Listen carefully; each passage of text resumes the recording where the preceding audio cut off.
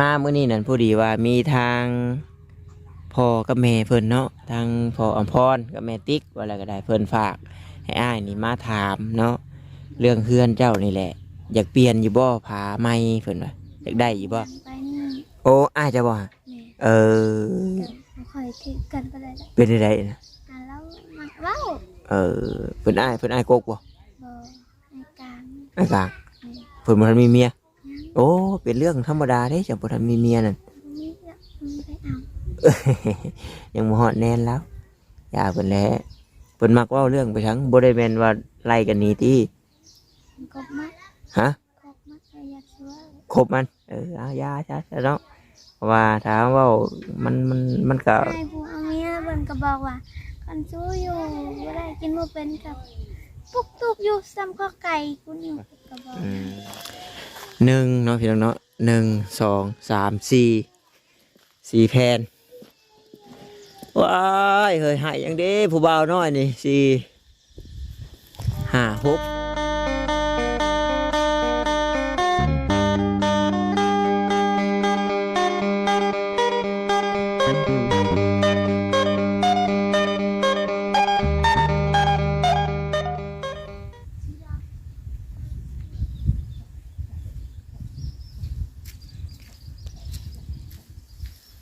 มาถือเฮือนอยู่บ่เนาะบ้านนี้เนาะพี่น้องเนาะมาวันนี้คือว่าได้แผนได้ผามีแผนมีผาเบิดละบาทนี่มันแม่นอยู่บ่เฮือนน้องกบบาทนี่ฮะ น้องนั่งกระปอดอยู่โอ้สวัสดีล่ะโดยโทรศัพท์เครื่องโอ้โทรลาวตากผ้าเราพี่น้องเนาะได้น้ำสร้างไม้แล้วทำชิดตบและเสื้อผ้ากันเนาะยังได้กินข้าวแล้วบ่ ยังบ่ทันได้ โอ้ยอ้ายว่าสิให้ไปหากระป๋อมมาก้อยชูกินอยู่ก้อยเป็นอยู่บ่กระป๋อม บ่เป็นบ่เป็นโยเนาะชื่อได้อยู่บ่เนี่ยชื่อได้อยู่บ่ ชื่อชื่อจังได๋ล่ะ เบาตาใครแหน่ฉันเนาะว้าได้น้ำสร้างเลยเนาะเป็นจังได๋อันไผอันทางให้นี่ บอลี ทางอลีเพิ่น โดย แล้วก็บัดทอนว่าอันนี้ไปใช้ละซอนไว้เฮ็ดน้ำ เอาลงแล้ว โอ้ขุดเอาลงเรียบร้อยเลย โดย โอ้ผู้เนาะเอาพี่น้องเลยบอต้าเองก็บ่ได้เข้ามาแต่โดนเนาะทางเพื่อนน้องกลมเพิ่นพี่น้องเลยอย่างใดก็ขอกราบทักทายสบายดีกับพ่อแม่พี่น้อง FC กันเบิดสุขุสุคนพี่น้องเลยบ่ว่าอยู่ทางฝั่งลาวฝั่งไทยหรือว่าทางต่างประเทศนำเนาะพี่น้องเนาะกายินดีต้อนรับเข้าสู่ช่องของบอต้าบ้านเฮาคือเก่าพี่น้องเนาะมื้อนี้ก็มีเรื่องหรือว่ามีแนวสิมาถามน้องกลมเพิ่นเพราะว่าบอต้าเองก็บ่เคยไปถ่ายเดือบ่เคยไปหาน้องเพิ่นเทื่อเนาะพี่น้องเนาะหลังใดละเฮือนน้องเตี้ยหืม เด้หลังพุ่นน่ะ หลังนั้นแล้วบ่ โดย น้องเพิ่นอยู่บ่ อ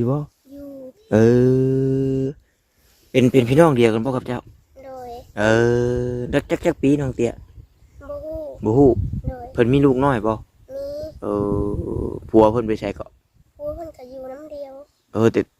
บัดชุดหนึงคือว่าผัวเพิ่นไปใช้ก็ชุดหนึง ชุดหนึ่งผู้เพิ่นไปเวียก บัดนี้เพิ่นมาแล้วเนาะ โดย ถือว่าเป็นแผนเป็นพาก็อ้อมแล้วทางเฮือนเจ้านี่เนาะ โดย เป็นจังไดมันเหลือบ่ บ่ได้เรือ แต่ว่ายังอ้อมบ่แล้ว โดย ห่วยมื้อใดล่ะสิอ้อมให้มันแล้ว ยังบ่ฮู้ ยังบ่ฮู้ครับเนาะพอดีว่ามื้อนี้นั่นอ้ายมีทางผู้รักผู้ใหญ่เพิ่นเนาะฝากให้มาหาเนาะหรือว่าให้เป็นสะพานบุญให้มาถามเรื่องแผนเรื่องผาเฮือนน้องเตี้ยว่าซั่นเนาะ โดย ให้ไปไล่ให้เบิ่งในเด้อว่าพออยากฮู้ว่าประมาณจักแผ่นเนาะเพิ่นอยากเปลี่ยนให้ใหม่ โดย สบายดีพ่อโดยสบายดีบ่เอ่ย ไปจังใดเฮ็ดจังใดมื้อนี้บ่ได้ไปเฮ็ดงานใช่บ่เดี๋ยวนี้ บ่ได้ไป อืม อยู่แล้ว อยู่แล้ว อยู่แล้ว เมื่อยแล้ว ไว้แล้ว เนาะ ให้ก็ไว้แดดแหละ โอ้เดี๋ยวมาวันนี้ได้น้ำสร้างไส้แล้วเนาะ เจ้า ดีใจนำเด้อ เจ้า คิดว่าโอ้ยพายุแห้งเหมือนเพื่อนน้องกลมบ่ไปบ่เนาะว่าซั่นไอ้นี่แต่มันบ่มาปองนี่เนาะ แห้งเติมได้มื้อน่ะ แห้งอยู่บ่ อืม มาปองนี่บ่แห้งยังเหลือตัวเดียวนึงวิทย์ไปตากซะไปวิทย์ตากซะเนาะ เดี๋ยวให้อันไปเฮือนน้องเตี้ยเพิ่นก่อน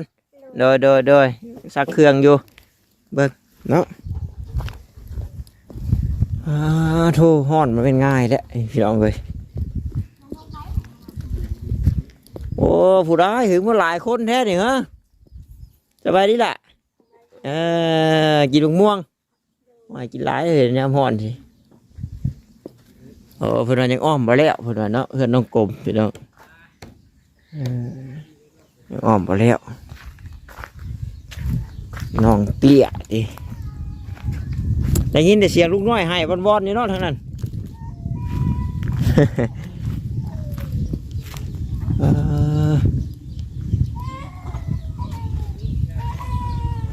ไปดิให้นี่ฮะ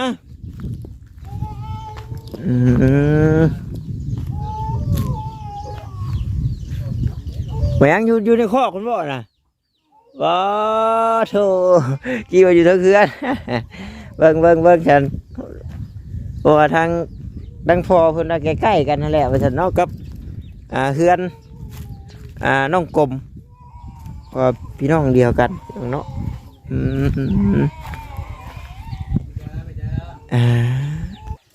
เนาะให้พ่อเพิ่นยั่วท่าอะไรก็ได้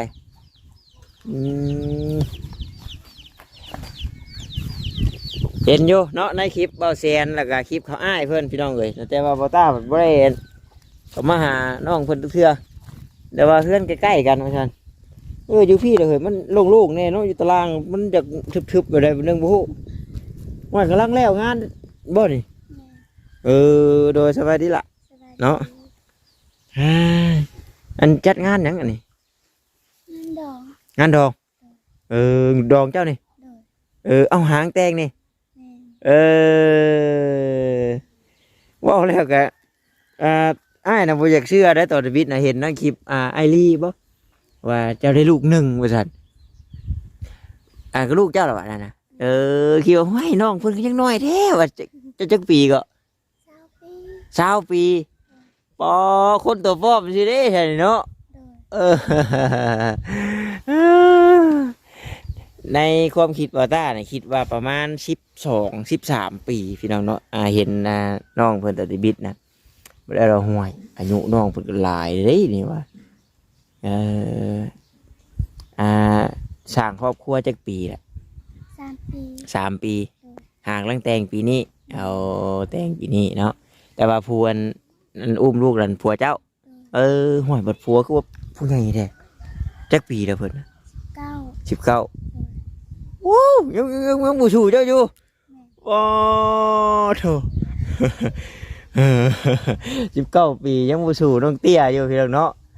โอ้คนบ้านเดียวกันปะอยู่เวียงเพิ่นคนอยู่เวียงวันที่ได้อยู่ด้วยพ่อกันไปเฮ็ดเวียงโอ้เจ้าขึ้นเวียงกันนะแล้วพอดีพ่อกันกับเพิ่นกระเทินได้ว่าเรื่องกระดองแล้วก็ลองถามมาก่อนเนาะทั้งนี้ชิ้นช็อตอะไรชิ้นช็อตเจ้ากระดองเจ้าชาวลาดมีคำบ่มีคำ2 สลึงเงินชาวลาดคำ2 สลึงงัวเด้งัวมีตัวนึงมีขายกันกินอันจำอะไรก็ฮีดเนาะเพราะเป็นฮีดแต่มีหมูมีอย่างแล้วเนาะพี่น้องเฮือนเจ้านี่มีพี่น้องกี่คน7 คนปูโธ่เนาะเอาลูกเอาผัวมาแล้วมีครอบมีครัวนำยังแต่เฮาแล้วก็อ้ายอ้าย2 คนแต่ผู้หนึ่งเพิ่นไปเฮ็ดเวียงใช่อยู่สวรรค์แต่ผู้เดียวอยู่เรือนแล้วก็เฮาเป็นอะไรเดี๋ยวบ่สบายบ่คือตาฮิปเขาฮิปแดดคนตาน้อยบัดเนาะบ่ตาก็เว้าแต่น้องเพิ่นได้พี่น้องตาเจ้าของสิบ่เห็นแถมเป็นชบเปื่อยชบไก่อีกพี่น้องเอ้ยเนาะโอ้ยนี่บ่เพิ่นว่ายางม่วงถึกเพิ่นว่าเนาะอันตรายพี่น้องเอ้ยเอาเนาะสิคิดคือกันกับบ่ตาบ่พี่น้องเอ้ยบ่ตาเห็นน้องเพิ่นคลิปแรกอีหลีรอนะคิดว่าประมาณ10 กว่าปีว่าแล้วว่า20เลยได้พี่น้องเนาะอย่างว่าก็ถือว่าโบแมนน้อยได้ฉัน อ้ายมามื้อนี้นั่นพอดีว่ามีทางพ่อกับแม่เพิ่นเนาะทางพ่ออำพรกับแม่ติ๊กว่าอะไรก็ได้เพิ่นฝากให้อ้ายนี่มาถามเนาะเรื่องเฮือนเจ้านี่แหละ อยากเปลี่ยนอยู่บ่ผาใหม่เพิ่นว่าอยากได้อยู่บ่ ได้ เนาะแล้วก็นับเอาตามผาเก่ามันลดเนาะมันมีอยู่เนาะเอานี่พี่น้องแนมไปก็เห็นนี่1 2 3 4เนาะ5 6พี่น้องทางนั้น4ทางนี้4 8 8 9 10 11 12 13แผ่นพี่น้องเนาะว่าทางนี้นี่ไล่3แผ่นพี่น้องเนาะทางนั้นนี่ไล่เป็น4เพราะว่ามันจาก4ยืดๆไปหั่นก็พาไม้กระตาดของมื้อนี้มันสิน้อยแม่นบ่เดี๋ยวบ่าวต้าสิไปถ่ายรอบๆเบิ่งแล้วสินับตามตัวจริงมันใหม่เนาะแต่นี่นางแนมเบิ่งไกลๆนี่บ่าวต้านับนี่1 2 3 4 5 6 7 8 9 10 11 12 13เนาะพี่น้องเนาะประมาณ13แผ่นจ้ะแต่ว่าคือในเฮือนเจ้านี่ไฟฟ้านี่ก็เข้าเองเลยบ่ โดย น้ำสั่งแต่ทางเองเนาะ โดย รถไทยนี่ก็ของในครอบครัวนี้ โดย เอาเนาะอย่าดอกแต่ว่าพอเพิ่นกันนี่แหละแนมเห็นพานี่แหละมันแบบโอ้ยฉันเนาะเห็นแล้วกับกระบาบน้องเพิ่นโยพี่น้องเป็นยังไงอันแบบทางฐานะครอบครัวชุมเจ้าแบบไพ่เป็นหัวหน้าอันแบบเป็นผู้หาเงินหลักๆในครอบครัวอะแบบว่าหาเงินเข้ามาจุนเจือในครอบครัว ไอ้กก ไอ้กกเออ บ่มีหยังเพิ่นก็ซอย โอ้แบบบ่มีหยังเพิ่นกับพออันซอยพอยิบยืนให้ได้แน่เนาะ โดย อืม น้ำนี่เพิ่นก็เป็นคนทาง โอ้เพิ่นมีเมียแล้ว ยัง โอ้จะพอแล้วฉันเนาะโอ้อยากมานะแม่บ่เฮ้ยอ้ายมันแดดบักละพออู้ไปแล้วบัดผัวเจ้าตะกี้เพิ่นไปเฮ็ดงานไปแล้ว กรรมกร ก่อเฮือนบ่ โดย จักคำว่าเข้าพาเองนี่เพิ่นเข้าเป็นบ่นี่ เขาเป็น เข้าเป็นโอ้ดีแล้วสมบ่ได้ยากช่างสมุดอันนี้เนาะสมุดเด้อสมุดว่าเพิ่นซื้อผ้าให้แล้วนี่สามารถเข้าเองเฮ็ดเองได้เนาะ โดย แอมเองได้ โดย โอเคฉันโอเค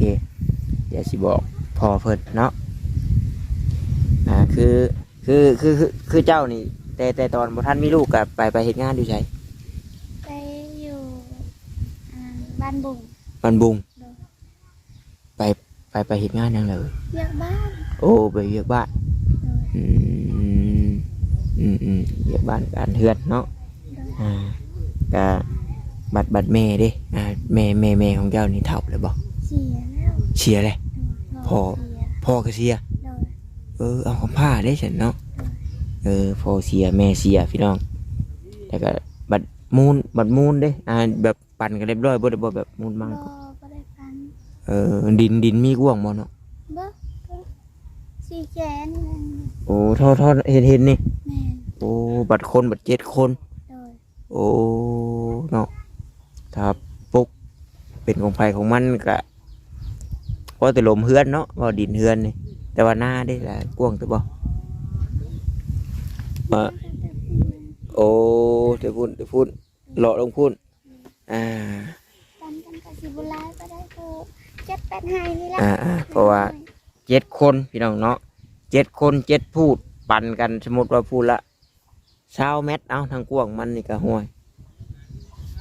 เห็ดหน้านี่จำบ่ดินพุยแน่นี่บ้าว่าบุพอกินบ่ได้ยังสอบเลยเขาจริงเจ้า 40 ได้40 โดย ธรรมดาอยู่พี่น้องเนาะแต่ว่าบัดอยู่กินนาลีจักคน 7 คน บ่เรื่อยบ่ได้ลงมา เอา 5 คน 5 คน โอ้ก็ยังถือว่านักอยู่แต่ว่ากุ้มกินอยู่ที่แต่ละปีเนาะ บ่ได้กุ้ม ฮะ ฮอดยามฝนแล้วก็มัน โอ้ ตกกาบ่แล้วก็มัน แล้วเขาก็ไปหารับก่อนเนาะมันเกิดที่คือเดียวกับแม่น้องพอน้องกลมว่าแหละแต่เฮ็ดอยู่นะพี่น้องเนาะแต่ว่าคือ40 สอบเขาวเปลือกสิบัดเฮามา4ก็สิได้แต่ประมาณ20บัดนี้40 สอบเฮาก็ไล่ค่าน้ำมันอีกเด้บาทนี่เนาะคือเบาต้าเฮ็ด หน้าเอื้อยปีขึ้นนี่ก็ได้30 สอบพี่น้องเนาะแต่ว่าจ้างคนดำจ้างเกี่ยวนู่นนี่นั่นนะเบิด4 ล้านปลายเบิด4 ล้านปลายเนาะวันนี้ไทยทิวน้ำเมืองน้ำมันนู่นนี่นั่นมันก็ไล่ๆแล้วก็บ่อยากคุ้มปานใดเนาะแต่ว่าเฮานี่ลูกชาวนาเนาะเกิดมาเฮ็ดนาพี่น้องเอ้ยวันนี้ไอ้แนมไปเบิ่งนี่ก็เครื่องใช้เครื่องครัวหยังก็มีหลายบ่น้องไอ้แนมไปคือว่าแบบใช้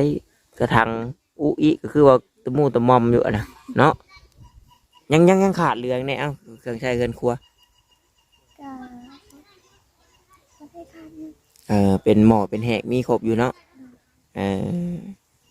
บวงก็มี ถ้วยบวงก็พอได้ใช้อยู่นักก็คือผ่าเฮือนแหละเนาะเพราะว่าไฟฟ้าเราก็มีแล้วน้ำเราก็มีแล้วพี่น้องเนาะนักกับเงินซานนี่แหละที่บ่มีแต่ว่าเนาะพี่น้องเนาะถ้าว่าสิเว้าตามความจริงเลยลีกอันนี้น่ะเป็นเฮือนมูลยังโมเมนต์เฮือนน้องเตี้ยแล้วก็ยังโมเมนต์เฮือนอ้ายยังโมเมนต์เฮือนน้องยังสามารถอยู่กันได้แต่ว่าถ้ามือใดมือหนึ่งปั่นกันขึ้นมาลีนี้โยกับเป็นปั่นอีกเนาะจักสิมากจักสิปั่นเอาแบบใดพี่น้องโมเป็นปั่นนี่แต่ว่า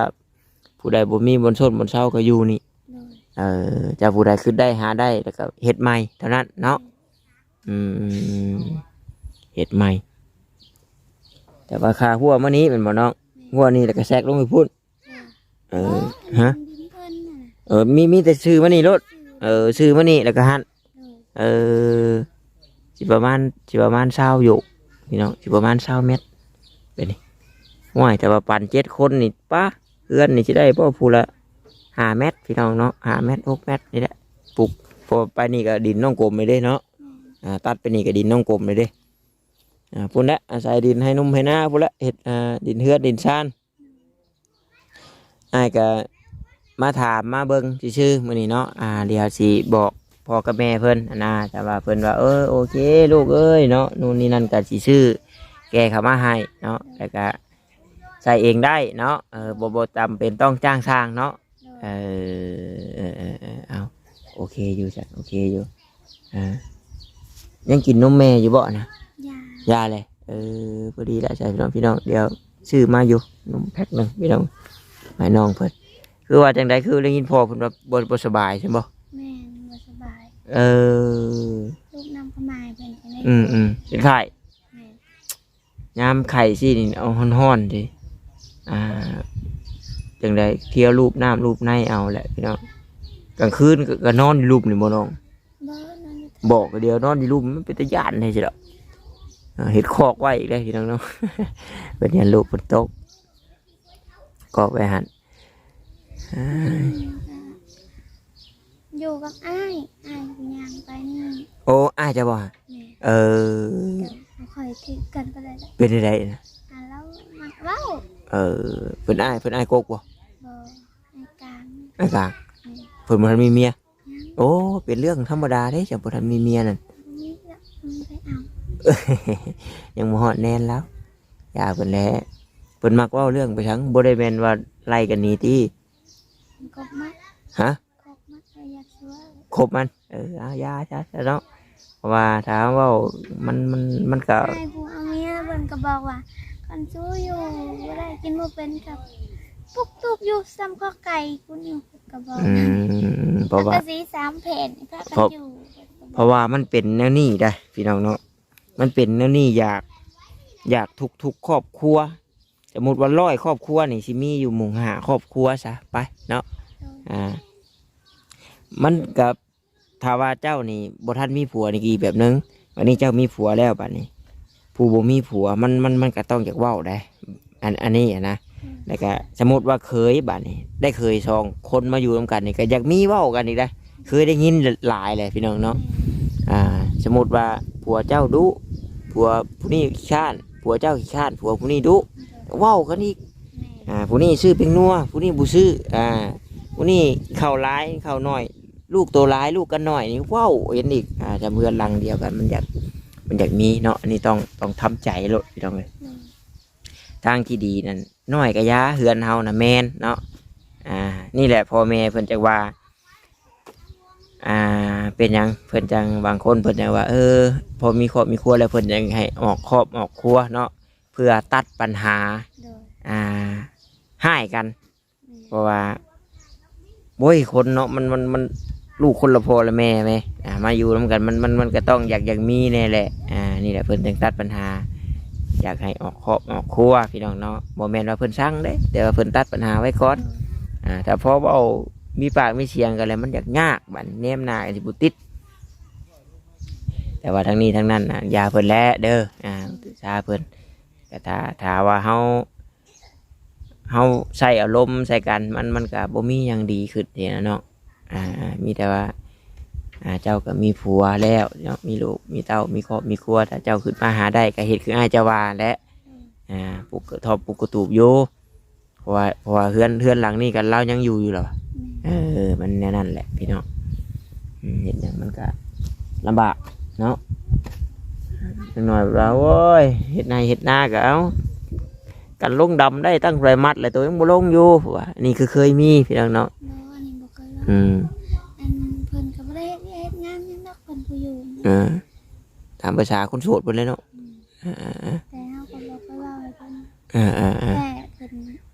ค่ะเพิ่นเขาสังคมหลายแล้วเพิ่นหายยามเพิ่นยังให้เพิ่นก็ให้ยาเพิ่นเนาะเพราะว่า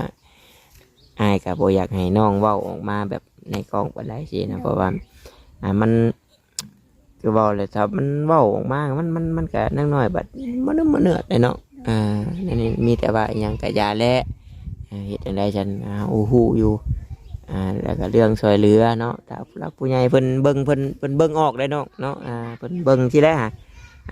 น้องบ่ได้ว่าจังได๋ก็เรื่องพาเฮือนพาชานเพิ่นเห็นในคลิปนั้นผู้นี้เพิ่นก็เข้าไปเบิ่งลูกเอ้ยฉันเป็นจักอยู่ดอกเพราะว่าถ้าว่าเว้าผิดเว้าให้กันแล้วมันเป็นอันบ่คักอันบ่คักได้เนาะเลวกันนู่นนี่นั่นโอ้ยว่าบักเดี๋ยวให้ย่างไปเอานมมาให้ก่อนเนาะแดดว่าเนาะพี่น้องมือแดดเลยปิโป้เนาะนมเรียบร้อยได้หัวเพิ่นเอาว่าบ่ค่อยจะถือกันบันได้เพื่อนมันกะเนี่ยนี่แหละพี่น้องเลยเนาะมีครอบมีครัวแหละอยู่ต้องการหลายคนแล้วมันก็อยากมีบอกมีว่ากันเป็นเรื่องปกติขอเพียงแต่ว่าจะใส่อารมณ์และความมุนแห้งใส่กันเนาะลูกน้อย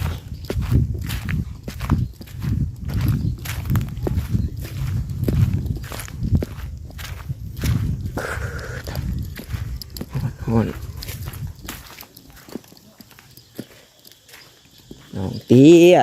สมชื่ออยู่ได้น้ำเท่าเลยน้องเลยเนาะเนาะโดยมันจันกับห้องเลยน้องก็บ่ได้ไปหาต้อยให้มุดแดงขายบ่เป็นได้ โมมี่ไอ้เงี้ยต้นไม้กับวินหัวแดดโทษปั๊มไม่แช่กับบุเพศได้ปะยังคือเด็กน้อยแห้งอะไรได้ก่อนเนาะฉันบอต้ากูว่าแมนอยู่บ่ว่าฉันมาจะไปหาหน่อไม้มากินได้อยู่บ่ในกำหนึ่งเนาะโอ้ลูกไข่ก็มีอยู่บ่ยาดีกินเนาะพอได้เตอร์กันพี่น้องเลยเนาะนี่แหละเป็นทอนซื้อนมเข้ามาน้องละเนาะพอได้ตื่มกันพี่น้องเลยปะเดี๋ยวได้สิมานับเบิ่งตัวจริงมึงก่อนเนาะถ้าเบาต้านับเบิ่งนี่ห่วยไป13แผ่นไว้ก่อนป่ะ1เนาะพี่น้องเนาะ1 2 3 4แผ่นว้ายเฮ้ยหายยังเด้ผู้บ่าวน้อยนี่4 5 6จักเดือนละนี่ลูกข่อยหางเรื่อง10 เดือน6 7 8 9 10 11 12 เอาลาย13แผ่นซะพี่น้องเนาะนี่เพื่อนี่เจ้าว่ากะพ่ออยู่บ่13แผ่นหรือว่าเพื่อเขาแหกใช่ไปสิบ่เพราะว่านี่มันยังบ่ถึงเนาะโอ้ยจะว่าชัดมารับ15พุ่นเด้มันต้องได้แหกใช่ได้เนาะเจ้าก็เฮ็ดเป็นอยู่ติได้บ่กะได้บ่ชื่อผามาใช่เขาเกิดจับคือแนบใช่ชื่อเนาะไอ้ท่านแหละมันจังสิบ่ได้หาสร้างสินะเบิกเนาะเพราะว่าลืมไปบ่ได้กับมันถึงแต่ข้างบ่สิแต่ว่าทางหลังมันต้องได้เสริมสินะ13แผ่นบ่พอนั่นดิมันต้องได้แหกเด้พี่น้องเนาะแผ่น1แหก2อันนะยังบ่พอโอ้ทางนี้เราก็เอาอันนี้อัดเฉพาะโอ้บ่พอ13 14เอานี่เพราะว่าแผ่น1แล้วแหกเป็น2อันเด้14 15 16 17พี่น้องเนาะตี18แผ่นเลยตีเป็น18แผ่นเพราะว่านี่เด้น้ำนี่ก็คือปึ้งอยู่เขาต้องได้เอาผ้าเนาะเอาผ้ามาเฮ็ดประตูพี่น้องเนาะเขาก็ต้องได้เอาผ้ามาตีแนบเฮ็ดประตูคือเก่า18แผ่นน่าจะพอดีเพราะว่าทางนี้นี่เขาแอมขึ้นบ่คุ้งก็ได้เพื่อเฮ็ดซ่องลมพี่น้องเนาะนี่อันนี้นะเอาแบบเดิมเอาแบบเก่าๆมันนี่เพราะว่าถ้าเขาสิแอมคุ้งหลายมันก็บ่มีบอลลมเขาได้พี่น้องเนาะแต่ว่าบัดพลมาช่องหยิบศาสตร์เขาแท้น้องนี่พระเข้าอยู่บ่นี่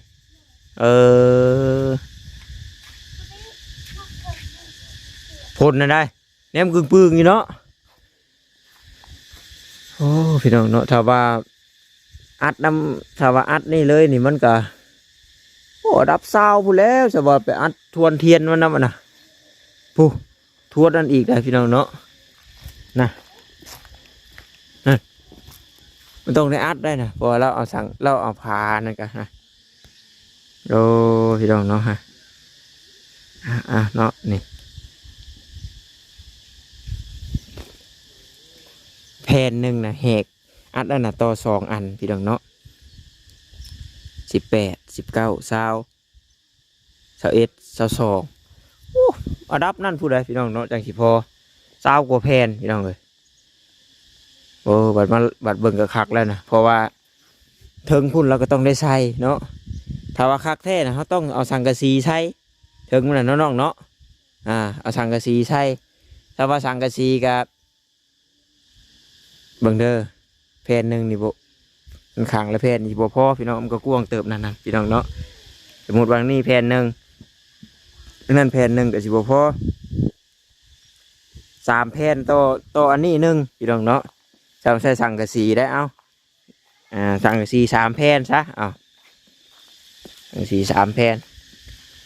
เบิ่งก่อนพี่น้องเนาะนี่ตรงนี้เขาก็ต้องได้ใช้สังกะสีอันนี้ก็คือกันนี่พอดีสังกะสีนี่มันมีแต่80 เซนสังกะสี80 เซนโอ้อันนี้มันกว้างกว่า80 เซนแต่ว่าชื่อตัว6 ฟุตพี่น้องเนาะ6 แผ่นสังกะสี6 แผ่นข้างนี่3ข้างนั่น3 6 แผ่นแล้วก็พานี่เอาพานี่ไล่18 แผ่นพานี่เพราะ18 แผ่นแต่ว่าเพื่อความมั่นใจเพื่อเฮ็ดประตูน้ำกับแมนเอา20แต่ว่าถ้าเขาสิเอาสังกะสีเฮ็ดประตูนี่เอาแต่18 แผ่นก็พอพี่น้องเนาะพานี่เอาเด้อ8เนาะทั้งหน้า4ทั้งหลัง4 8 9 10 11 12บัดนี้มาไล่แหกอันกันนั่นมันน่ะ12 13 14 15 18 แผ่นพี่น้องเนาะพอรถทั้งผาทั้งอย่างนั้นมานี่โอเคเนาะหู้แล้วล่ะพี่น้องเลยสังกะสีนี่ถ้าสิเอา5กับสิบ่พอพี่น้องเนาะเพราะว่า คืออันนี้ทำสิใช้แผ่นหนึ่งปุ๊บนี่ก็สิบ่พอนี่เพราะว่ามันสิบ่พอทั้งหนามันสิบ่พอทั้งหนาหันได้แผ่นหนึ่งปุ๊บสิบ่พอเนาะมันก็บ่ได้ใหญ่ปานใดสังกะสี